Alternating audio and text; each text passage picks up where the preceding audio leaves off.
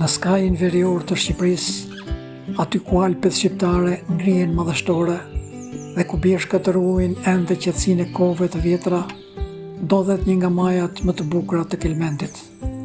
Maja e Vajushës, një emër që tingëllon i lashtë dhe që zgjon kureshtjen.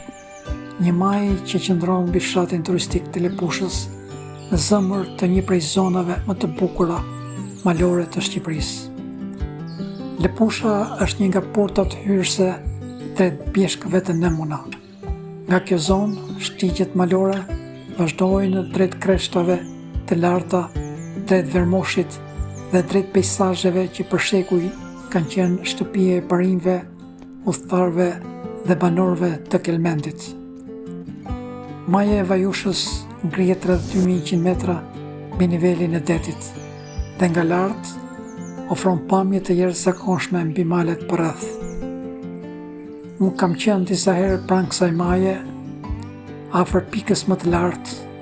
Kjo zonë të lë një përshtypje të veçantë. Ajri pastër, heshtja e maleve dhe pamjet alpine të bëjnë të kuptosh pse këto vende janë quajtur thesare të fshehura të Shqipërisë.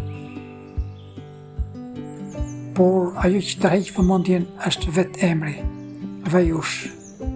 Në gjuhën shqipe, fjala vaj lidhet me vajtimin dhe kujtimin e dhimbjes. Kjo ngre një pyetje interesante.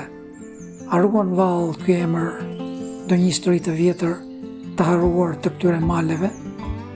Deri sot nuk kemi një dëshmi të sigurt që ta lidh emrin e Vajushës me vajtimin.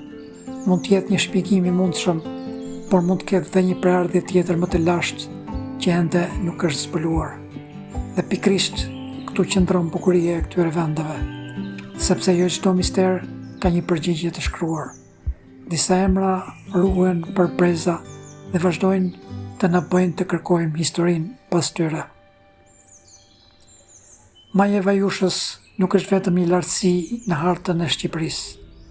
Ajo është pjesë e kujtesës së Kelmendit, e jetës së bjeshkëve dhe një natyre që ka mbetur pothuajse e paprekur.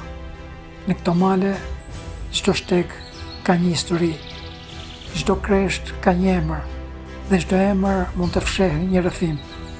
Kjo është Maja e Vajushës, një tjetër perlë e fshehur e Alpeve shqiptare.